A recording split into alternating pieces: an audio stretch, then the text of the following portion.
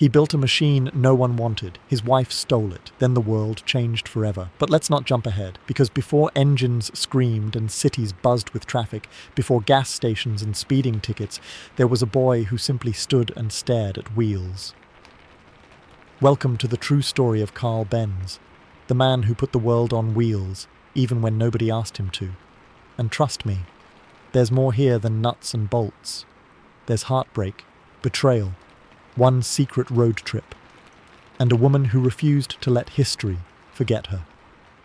If you love stories where genius meets grit, hit that like button, subscribe, and tell us in the comments, which invention could you never live without?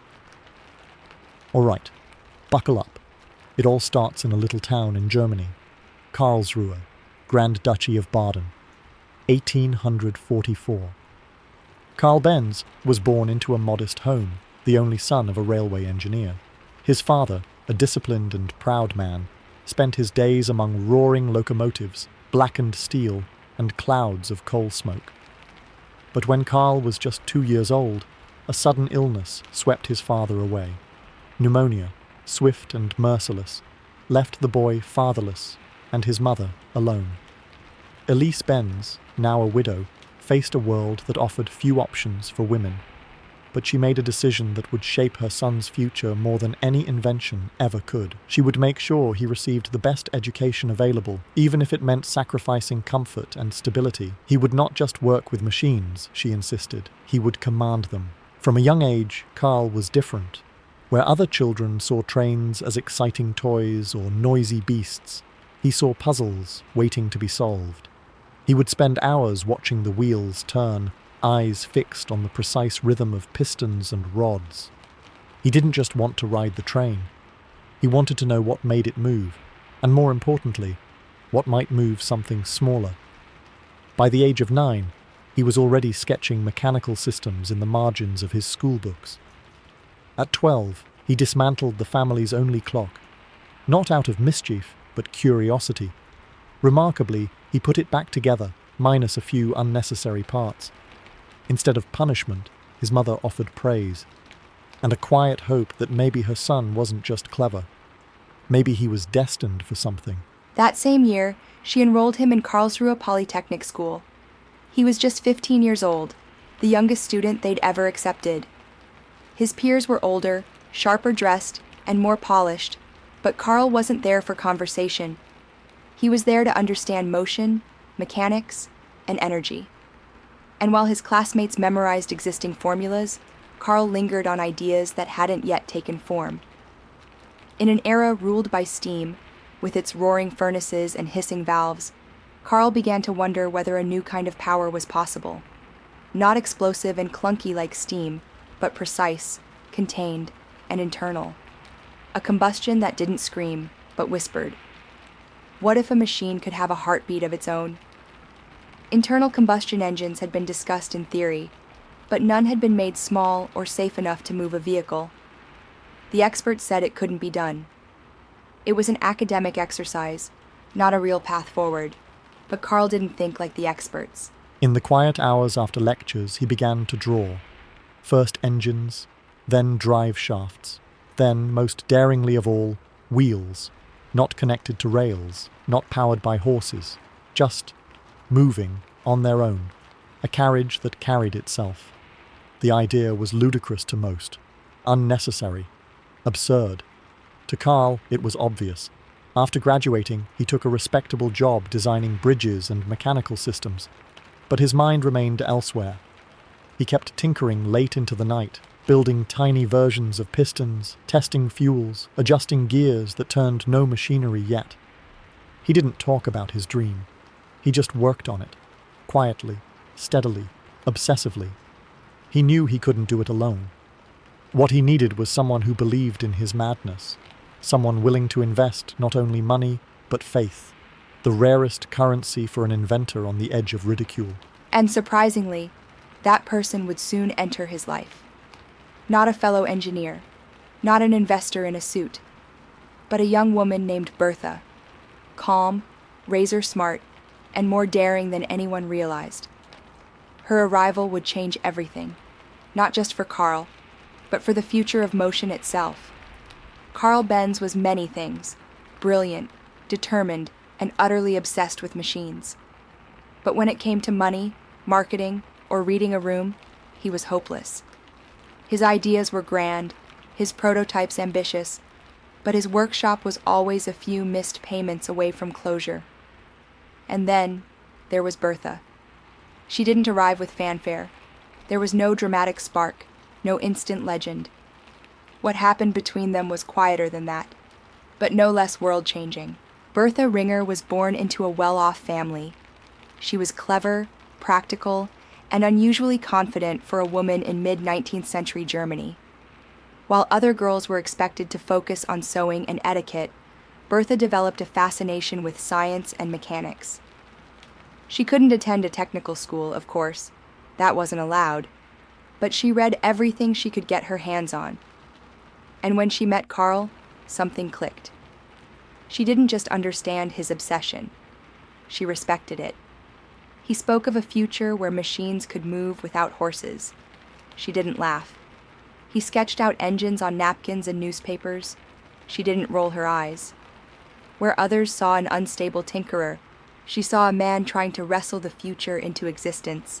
They married in 1872, and it wasn't just a union of hearts, it was a business partnership.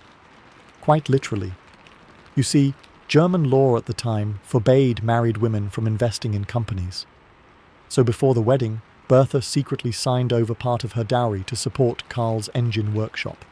It was risky, reckless even. But Bertha didn't see it that way. She was investing in an idea, and in a man she trusted to chase it. Karl, now with a partner in both love and funding, focused all his energy on designing a combustion engine that could power more than just stationary machines. He'd already built small gas-powered motors, but mounting one onto a vehicle was a different challenge entirely. Everything had to be designed from scratch. No one had ever built a chassis that didn't rely on horses. Steering mechanisms were primitive. Brakes were an afterthought. There were no tires as we know them, just solid wooden wheels with iron bands. And yet, piece by piece, the impossible began to take shape. Karl called his creation the patent motorwagen. It had 3 wheels, a horizontal engine, and a single cylinder that sputtered and groaned like an asthmatic cat. It looked like something out of a surreal painting, fragile, skeletal, and absolutely unlike anything on the road, which, to be fair, was precisely the problem. There were no roads, at least none made for vehicles like this. What Karl and Bertha had created wasn't just a new machine. It was a machine without a world to belong to. People laughed when they saw it. "Who needs a carriage without a horse?" they scoffed. "Where would you even take it?" Karl, sensitive and private by nature, began to doubt himself. The machine worked, sometimes, but it stalled often, broke down constantly, and required endless tinkering just to move a few feet. His business partners grew restless. Investors stopped answering letters. Even fellow engineers dismissed him as an eccentric with no sense of practicality. But Bertha? She didn't waver. She oiled gears. She fetched parts. She stood by his side during each breakdown, sometimes literally pushing the prototype herself. She understood something Karl didn't yet fully grasp. That invention is only half the story. The other half is demonstration. And so, quietly, Bertha began to plan something audacious. If Karl wouldn't take the machine into the world, she would. Not just to prove it worked, not just to win investors, but to prove a point. That this strange, sputtering, awkward machine had a place in people's lives. That the future was already waiting. And it sounded like a small explosion in a copper cylinder. Karl, meanwhile, retreated further into his workshop, muttering about gear ratios and fuel mixtures, unaware that his greatest invention was about to hit the open road. Without him. The patent motorwagen was finally complete, at least according to Karl. It stood in the workshop like a half-baked promise. 3 wire-thin wheels, a crude wooden bench, and an exposed engine that coughed more than it purred. The fuel tank held less than a bottle of wine, the brakes were little more than leather pads, and the engine's 1.5 horsepower wouldn't scare a donkey. But technically, it worked. Karl had tested it in short bursts, along quiet alleyways and the courtyard behind his workshop. Each time, he tweaked and adjusted, chasing a vision only he could see. But despite all his labor, the invention remained hidden, a secret machine inside a skeptical world. He didn't want to show it to the public. Not yet. Not until it was perfect. But perfection never comes. And Bertha Benz, watching her husband spiral deeper into anxiety and silence, understood something he didn't. If they waited for the world to ask for change, they would wait forever. And so, in the early morning of an ordinary August day in the year 1888, Bertha woke before the sun, dressed quietly, and tiptoed into the workshop. She left no note, told no neighbors, didn't ask permission. She simply rolled the motor wagon out of the workshop, brought along her 2 teenage sons, Eugen and Richard, and set off on a journey that no one on Earth had ever attempted. A journey of 66 miles, from Mannheim to Pforzheim, without roads, without gas stations, without any idea of what might go wrong.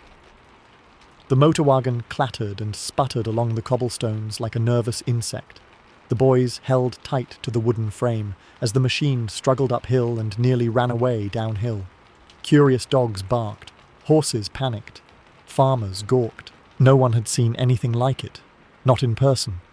This was not just a drive. This was the world's first road test. And Bertha, who had never received formal mechanical training, became its first roadside mechanic. The problem started almost immediately. A clogged fuel line halted their progress on the outskirts of town. Bertha, calm and unfazed, removed her hatpin, poked it through the pipe, and cleared the blockage. Later, the ignition wire frayed. She used her garter as insulation. When the brakes wore down, she stopped at a cobbler's shop and asked the man to reinforce the leather pads with sturdier material, effectively inventing the first brake lining in the process. And when they ran low on fuel, she bought Ligroin, a cleaning fluid used for removing stains, from a pharmacist in Wiesloch, marking the town as the site of the world's first gas station. Bertha's resourcefulness turned every obstacle into an innovation. She wasn't just proving the motor wagon could move, she was proving it could live, it could be fixed, maintained, improved, used by people who didn't understand how it worked, only that it took them somewhere. Back in Mannheim, Karl paced the workshop like a man waiting for an avalanche. The machine was gone, his wife was gone, and no one knew where. By evening, a telegram arrived. Bertha had reached her mother's house in Pforzheim, safe and exhausted, the boys grinning behind her. The world would never be the same. Word spread quickly, through whispers at markets, through amazed letters, through newspaper headlines the following week. People didn't understand the mechanics, and they didn't care. What they saw was something even more powerful than invention. They saw movement, freedom, the ability to choose when and where to go, without waiting for a horse, a train, or permission. Bertha didn't just bring the motor wagon to life. She gave it a story, a journey, a soul. And with it, she gave Karl what he'd been missing. Not a machine, but a reason for people to believe in it. When Bertha returned to Mannheim, she didn't say much. She didn't need to. The dust on her dress, the oil under her fingernails, and the stunned look on Karl's face said it all. She had done something no man on earth had dared.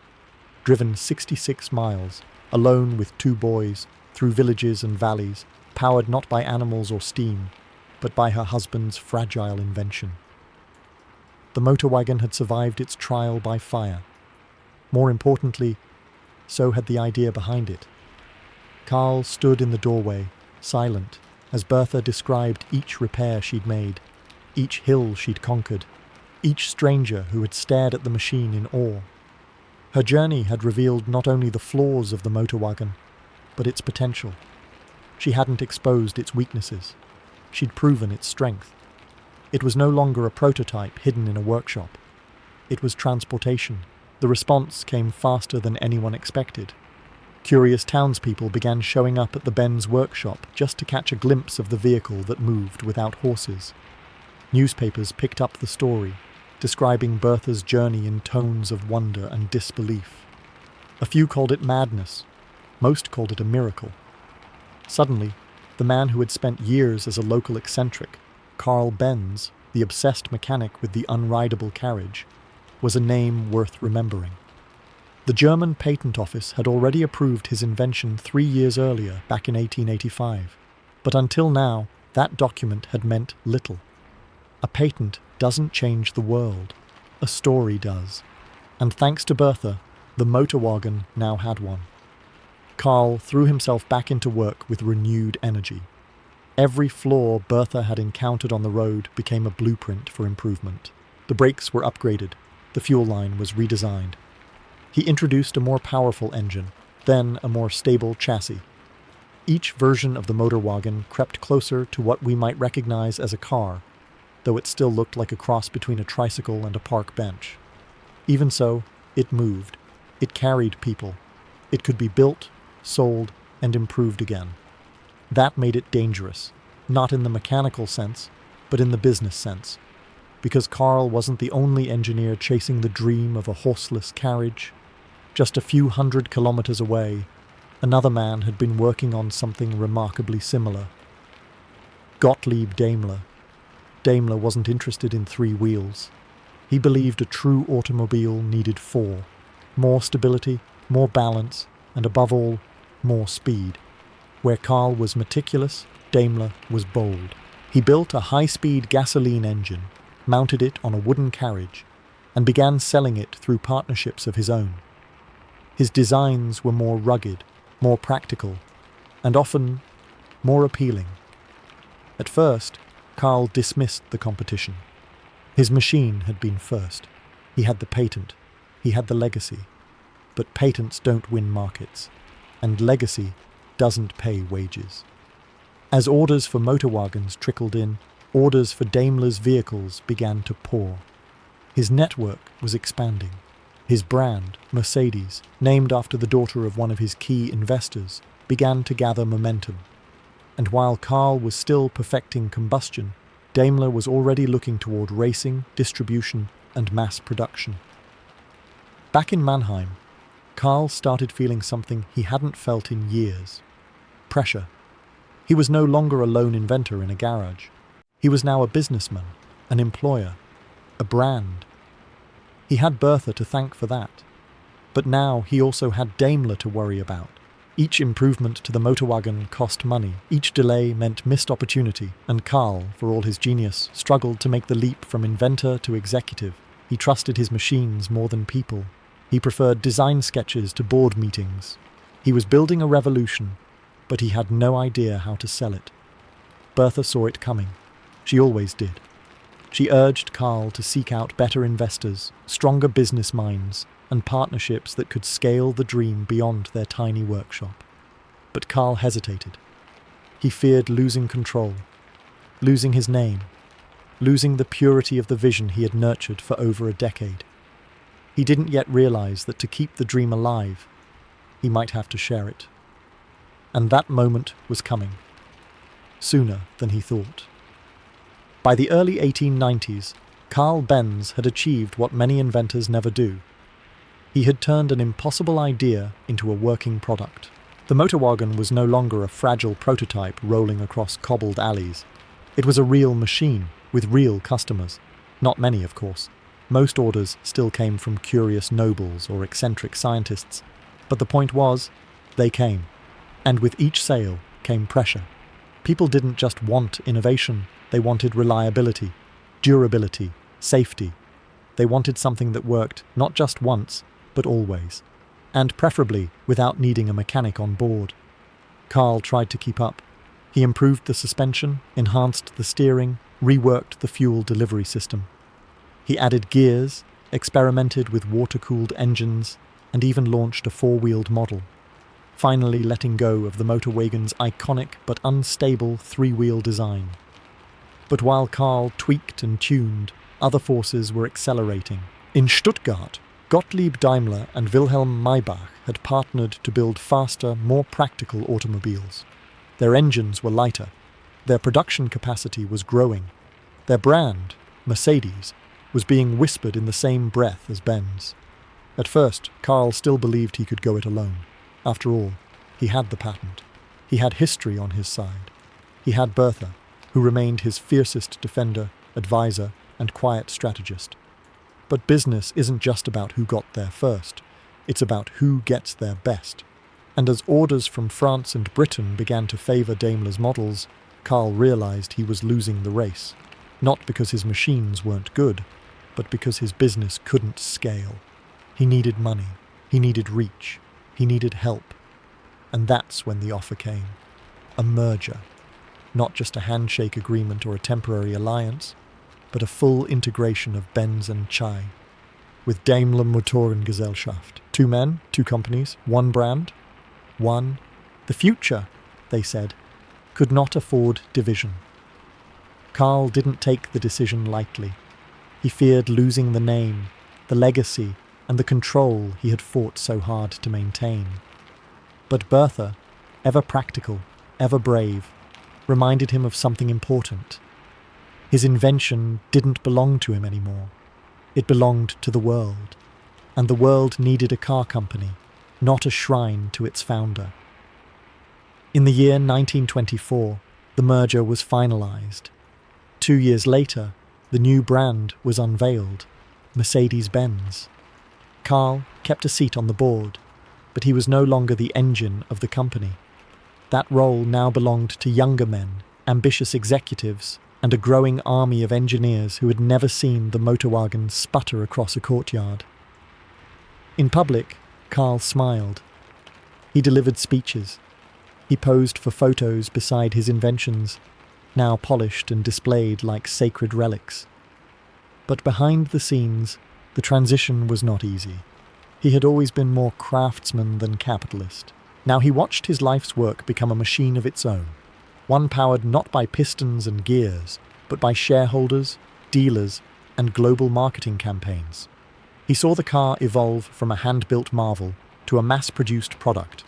He saw it race across continents, parade in cities, roar across tracks in competitions he never would have dreamed of. And slowly, painfully, he realized that was the cost of vision. You don't get to keep it forever. You set it loose and hope it runs in the right direction. Bertha, through it all, remained his anchor. She saw what others missed, that behind the neatly trimmed moustache and stiff collars, Karl was still the same boy who used to stare at train wheels and whisper ideas into notebooks.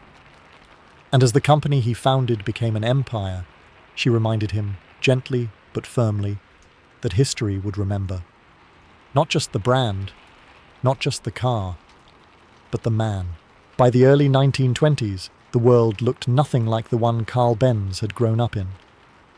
The horse-drawn carriage, once the undisputed king of the road, had become a curiosity, a relic of the past.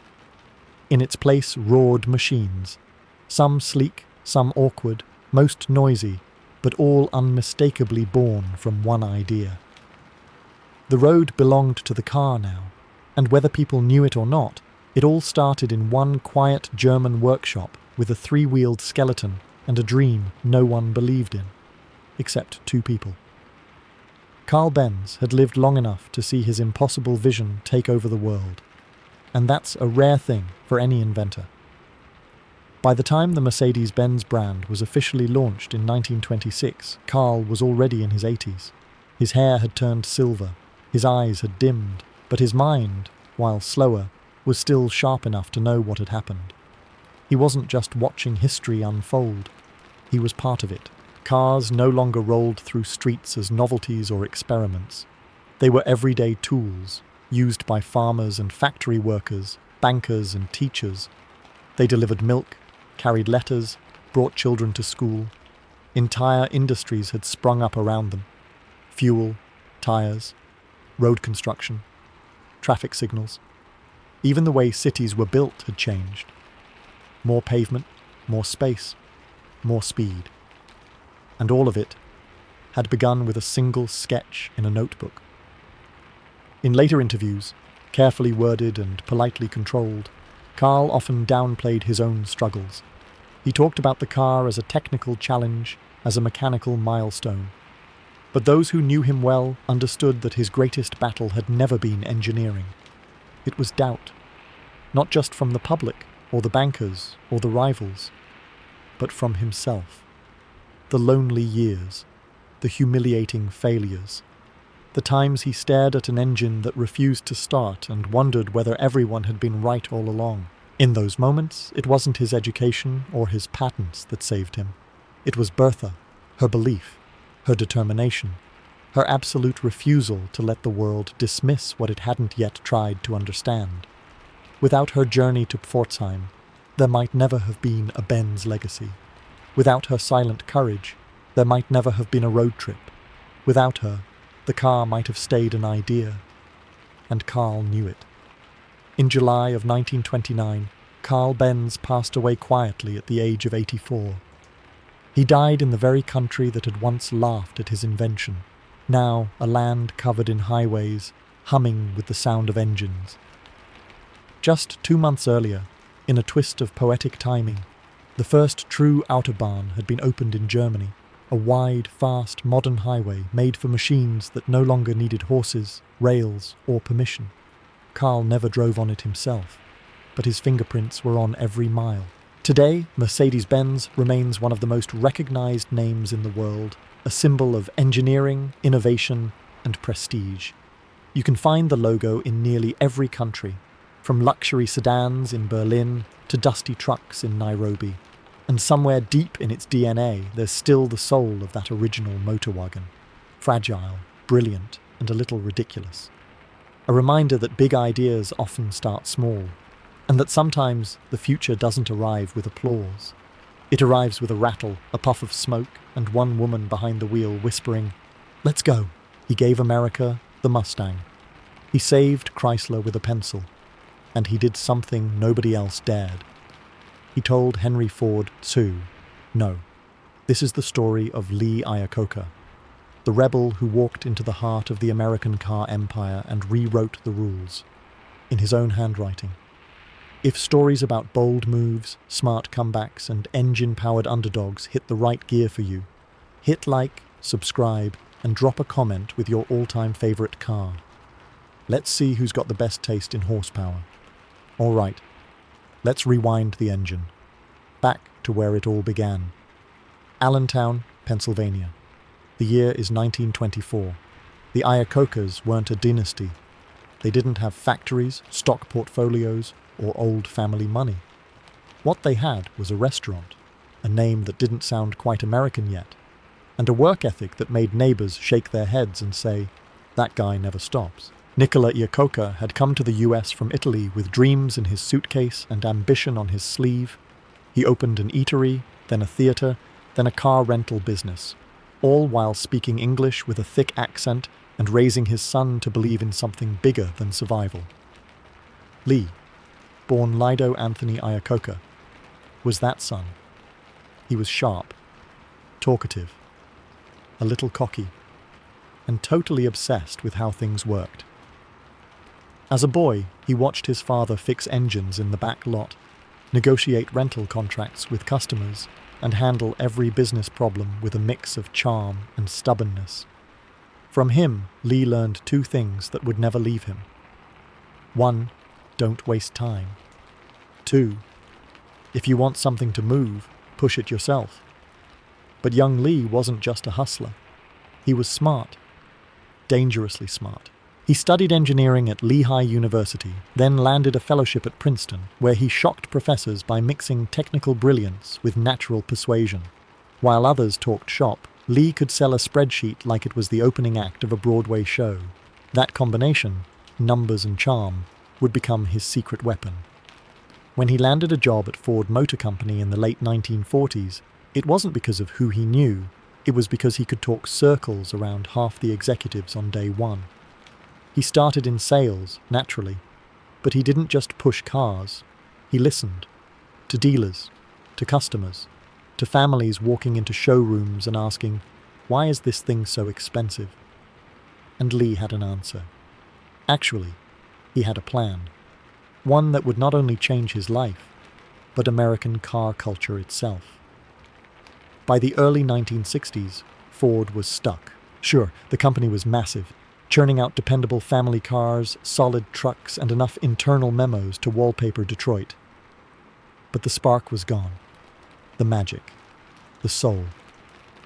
Lee Iacocca saw it plain as day.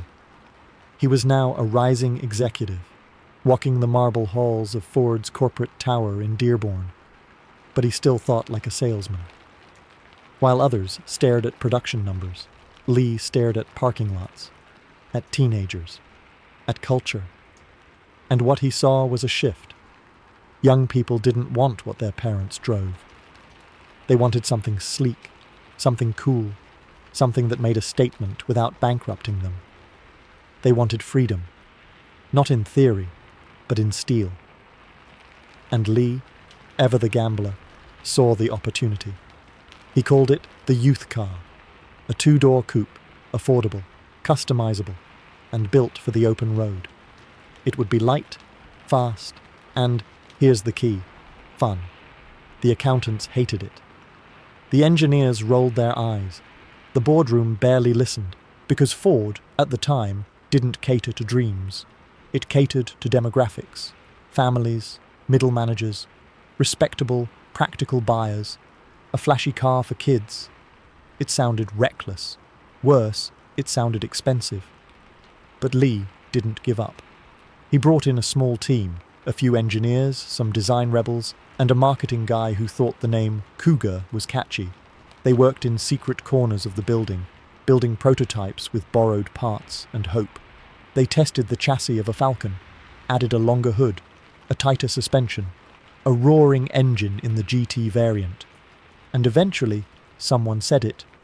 This thing looks like a Mustang, wild, fast, untamed, and the name stuck. Still, the real miracle wasn't the design, it was the price. Lee demanded it sell for under $3,000, a number that required manufacturing magic. But he knew, if kids couldn't afford it, the dream would die in the showroom. So they made tough calls, stripped out extras, offered custom add-ons instead. The result? A base model that looked good and felt better, but didn't break the bank. Then, Lee turned his attention to the launch. And here's where the rebel shined. Instead of dry dealer meetings, he planned a national blitz. Commercials, billboards, teasers, a TV spot during the Ed Sullivan Show. He even arranged for a Mustang to be placed on the top of the Empire State Building, by elevator, piece by piece. It wasn't just a car, it was an event. The Mustang launched in April of 1964. On day one, Ford sold over 22,000 units. By the end of the first year, they had sold more than 400,000. America had never seen anything like it. Teenagers drooled, college students scrambled. Even conservative dads found themselves saying, that's not bad. The Mustang wasn't just a hit, it was a cultural bombshell. It appeared in movies, in songs, on drag strips and date nights and drive-in theaters. And behind all of it, the grinning mastermind was Lee Iacocca. He became a legend almost overnight. Inside Ford, he was no longer the outsider. He was the genius, the maverick, the guy who bet on youth and won big, but not everyone cheered. Henry Ford II, the moody royal heir to the empire, didn't like being upstaged, especially not by a guy with too much swagger and not enough blue blood. And while Lee was climbing, Ford was watching. Not the company, the man. And he didn't like what he saw. By the late 1960s, Lee Iacocca wasn't just a star inside Ford Motor Company. He was the brightest one. He had launched a cultural icon in the Mustang, streamlined, bloated product lines, boosted profits, and earned respect from dealers, engineers, and Wall Street alike. The American public loved him. The media called him Detroit's golden boy. He smiled on magazine covers, shook hands at factories, and spoke like a man who understood both the showroom floor and the boardroom ceiling. But there was one person who didn't love him, and that person sat at the very top. Henry Ford II. Known as Hank the Deuce, Henry Ford II was the grandson of the company's founder, and he ruled Ford Motor Company like a kingdom. He wasn't just a CEO, he was royalty. Charismatic, powerful, and sometimes ruthless, Ford had pulled the company out of bankruptcy after World War II. But he didn't take kindly to underlings stealing the spotlight, especially those who hadn't earned their last name. And that was the heart of the problem. Lee was brilliant, but he wasn't family. He didn't come from money. He didn't come from Europe. He came from Allentown, Pennsylvania. He smiled too wide, talked too fast, and got too much credit. At first, their dynamic was manageable. Lee delivered results. Ford offered praise, sparingly. But as the 70s began, the cracks widened. Behind closed doors, the battles were frequent. Lee wanted innovation, smaller, more fuel-efficient cars that could compete with rising Japanese imports. Henry wanted scale, big engines, big bodies, big profit margins. Lee fought for modernization, cost-cutting, process reforms, investment in safety and design. Henry? He saw that as a threat to the old guard, the legacy. And worst of all, Lee had ideas about succession. Whispers began to spread that Lee wanted the top job, that he could be more than president, that he was thinking about becoming CEO. Ford heard them all, and he didn't like whispers.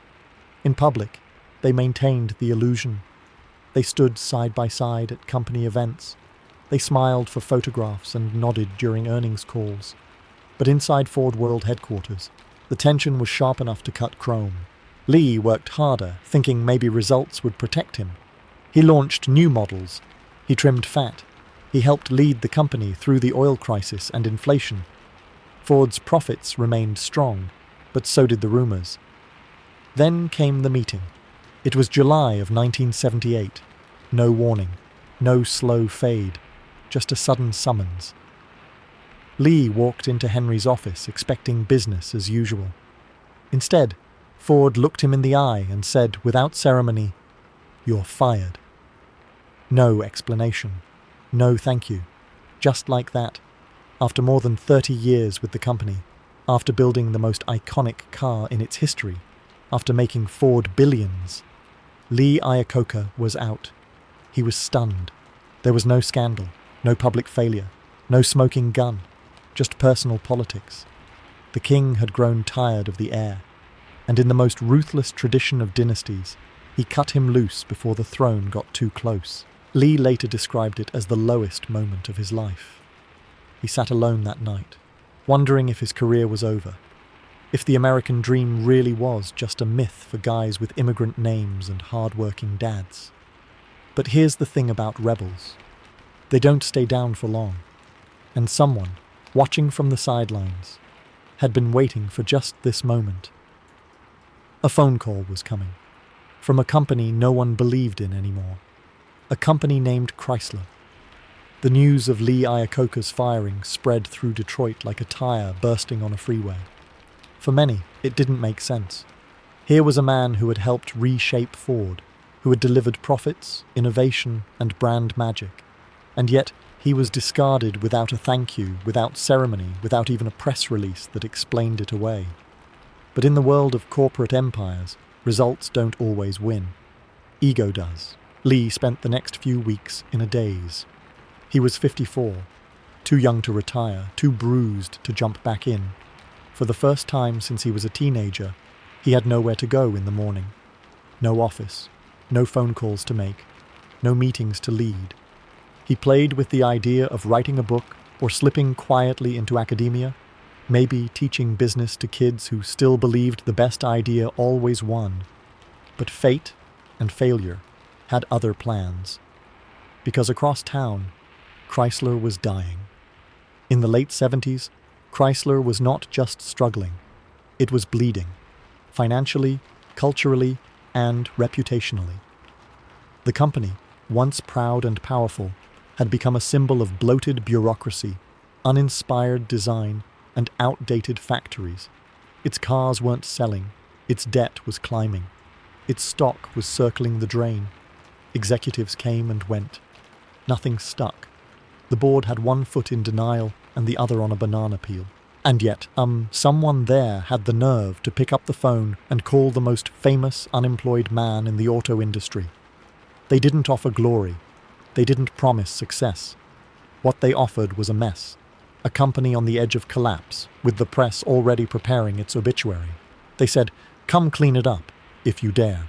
Most people, when they saw the offer, advised Lee to walk away. "You're not a magician," they told him. Even Houdini couldn't escape this. But Lee had spent his entire career being underestimated. He was done playing it safe. And deep down, he had a score to settle. Not just with Henry Ford II, but with the industry itself. So he said yes. He stepped into Chrysler in 1978, not as a guest or consultant, but as the man who was now responsible for its very survival. And what he found inside was worse than expected. The plants were inefficient. The product line was a confusing mess. The cars were uninspired, too expensive to build and too boring to sell. The workers were demoralized. The unions were suspicious. And the leadership? Paralyzed. Lee didn't waste time. He started by gutting the executive suite, replacing boardroom lifers with doers. He forced every department to justify its spending, cut unnecessary models, and began rethinking everything from advertising to engine design. He didn't just ask for innovation, he demanded it, and he did it in plain English. No jargon, no committee delays, no empty talk. He told the designers, "Give me cars people want to drive, not just survive." He told the accountants, "If it doesn't make money, it doesn't stay." And to the workers, many of whom were ready to strike, he made a simple but powerful promise. "If you help me save this company, we'll all be proud of what we build." But even Iacocca's energy wasn't enough to stop the bleeding.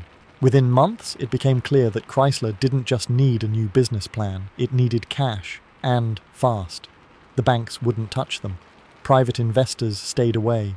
The auto market was still struggling under the weight of oil crises and inflation. There were no easy lifelines. So Lee did something almost no one had ever done in the history of American business. He went to the government. In late 1979, he stood before Congress and asked for something unthinkable, a loan guarantee of $1.5 billion. To many in Washington, the idea was absurd. Why should taxpayers bail out a private company that had mismanaged itself into the dirt? But Lee didn't come to beg. He came to explain. He laid out a turnaround plan, every dollar accounted for.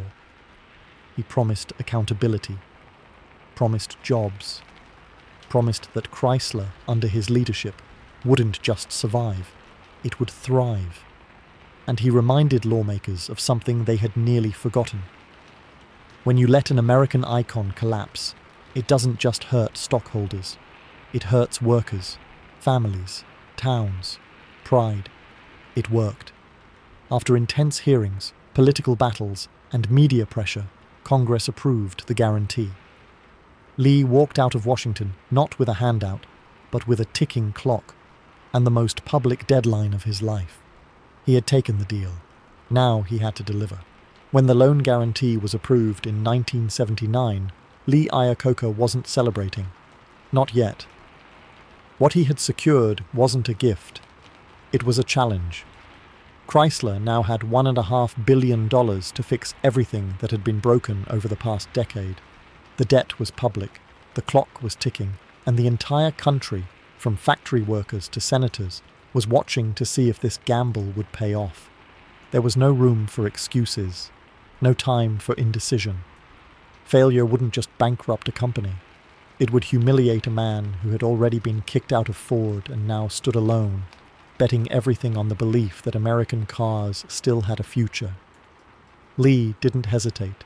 He tightened the screws on every corner of the company, pushing executives harder than ever. He made good on promises to cut costs and streamline operations, closing plants, eliminating unnecessary models, and renegotiating supplier contracts. He even took the radical step of slashing his own salary to just $1 a year. A symbolic move, yes, but one that carried weight with the workers and the press.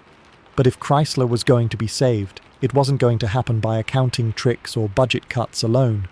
It needed a product, a car that could change the company's image, a car people actually wanted.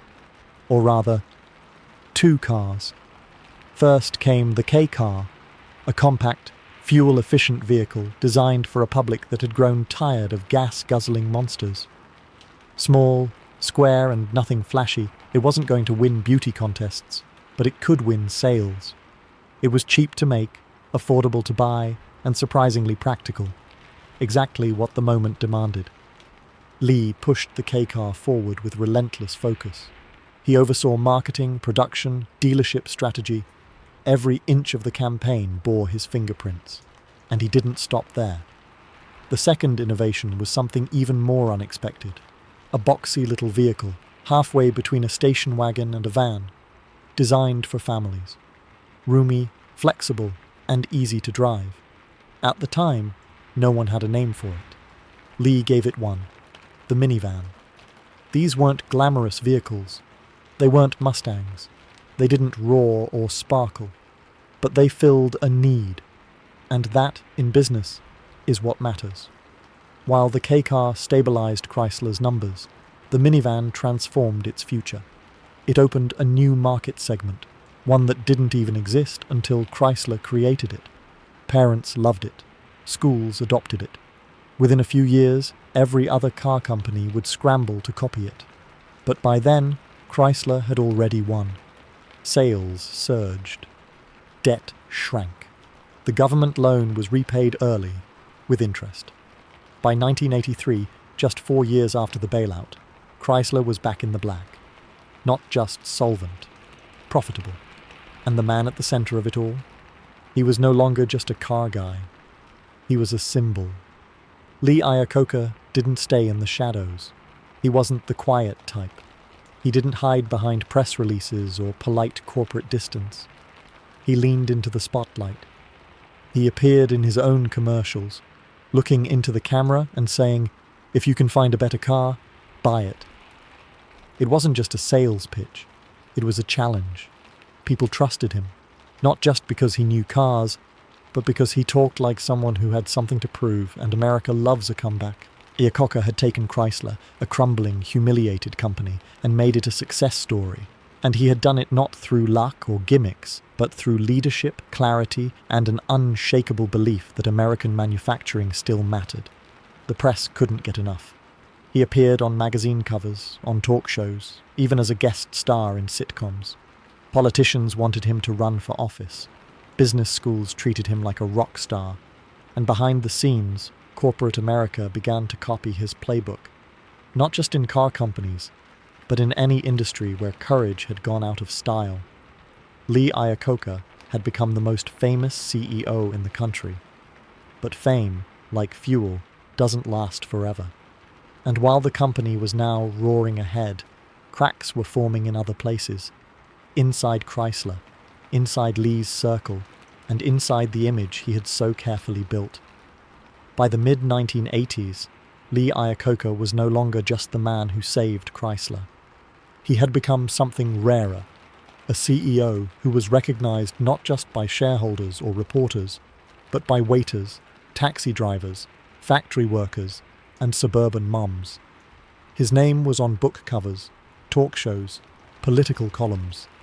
He was the kind of person who could sell cars on television just by sitting behind a desk and saying, "Trust me." It wasn't marketing, it was theatre. And Lee knew exactly what he was doing. He leaned into the role with gusto. In a world where most corporate leaders hid behind PR teams and executive lingo, Lee showed up in commercials speaking directly to the American public. No scripts, no flashy effects. Just him, in a suit, talking straight, like a guy you'd meet at a hardware store who happened to run a multi-billion-dollar empire. His most famous line was simple. If you can find a better car, buy it. It was bold, a little cocky, completely Iacocca, and it worked. Chrysler's sales climbed. The minivan took over the American driveway. New models rolled off the line. Workers felt proud again. Consumers felt heard. The bailout, once controversial, was now celebrated as a triumph of smart leadership over blind collapse. Lee's celebrity status exploded. He published an autobiography in 1984. The book became a runaway bestseller. It wasn't dry business theory. It was a life story filled with sharp opinions, personal triumphs, and hard-earned lessons. People read it not just for inspiration, but to understand how a man like Iacocca got to the top without losing his voice. Some even wanted him in the White House. Columnists floated the idea. Supporters whispered about a potential presidential run. Polls showed he could win, or at least shake things up. He had the trust of working-class voters, the admiration of industry veterans, and something most politicians lacked, real results. But Lee never made the leap. Never made. He had no taste for politics as usual. He preferred action over debate, results over rhetoric. And though he flirted with the idea, he eventually chose to remain where he felt most effective, leading a company, not a country. But behind the scenes, the pressure was mounting. Running Chrysler wasn't getting easier. The company, though now stable, still faced competition from Japanese automakers whose cars were cheaper, more efficient, and rapidly gaining market share. Lee's larger-than-life persona was beginning to cast shadows inside Chrysler too. Some executives resented the attention he drew. Others struggled to challenge his decisions, not because they disagreed, but because questioning Iacocca in public felt like questioning the company's identity. That kind of unchecked reverence isn't always healthy. Over time, it creates blind spots. And blind spots can be dangerous in an industry that moves fast and punishes hesitation. By the late 1980s, new challenges were surfacing. The car market was shifting again. Consumer tastes were evolving. Government regulations were tightening. Fuel prices, labor negotiations, and the complexity of international trade meant that Chrysler had to keep innovating, not just building better cars, but becoming a different kind of company altogether. Lee had once been the man who brought bold new ideas to the table. But now, some wondered whether he was still that man, or if the image had taken over the mission. He was still brilliant, still respected, still capable of sharp insight. But even legends get tired. And while Chrysler remained profitable, the pace of change was quickening. Lee began to speak more openly about retirement. He had led the company out of darkness, made it competitive, and turned it into a brand the country could believe in again. There was nothing left to prove, except, maybe, how to leave gracefully. In 1992, Lee Iacocca retired. He walked out of Chrysler not as a failure, not as a forgotten name, but as a figure who had defined an era, one of grit, reinvention, and unapologetic leadership. He had changed what it meant to be a CEO in America. He had proven that charisma, clarity, and courage could still win. He didn't fade from public life entirely. He gave interviews, appeared at events, even sparred with Chrysler's new leadership in later years. But the fight was over, and he had won. When Lee Iacocca stepped down in 1992, he didn't just leave a company. He left behind a playbook, a reputation, a legend. And unlike most executives, he didn't fade into silence. He didn't drift into ceremonial board memberships or quiet foundation work. He still had opinions, and he wasn't afraid to share them, especially when Chrysler began changing in ways he didn't like. In the mid-90s, Chrysler merged with Daimler-Benz, forming Daimler-Chrysler, a transatlantic automotive alliance that promised a merger of equals. But Lee didn't buy it. He called it what it was, a takeover. He publicly criticized the deal, arguing that Chrysler's soul was being sold, that it was losing the very identity he had helped rebuild. The critics said he was out of touch, maybe bitter, maybe nostalgic. But deep down, people knew one thing.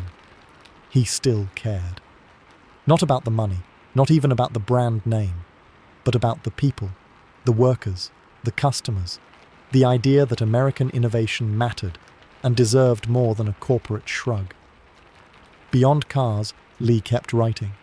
His second book, Where Have All the Leaders Gone?, wasn't about business. It was a warning shot across politics, culture, and public life. In it, he demanded courage, clarity, and character from those in power. He didn't hold back. He never did. People didn't always agree with him, but they listened. Because unlike many who climbed high, Lee had earned his view from the top, with grease under his fingernails and a phone that never stopped ringing. His name slowly drifted out of the headlines, but never from memory. Ask any automotive historian, any veteran Chrysler worker, any Ford lifer who remembers the Mustang days. They'll tell you the same thing. There was no one like Iacocca. He didn't build cars. He built trust. He didn't play politics. He played offense. He didn't coast on a legacy. He earned it, lost it, then rebuilt it with his bare hands. When Lee passed away in 2019 at the age of 94, the tributes poured in.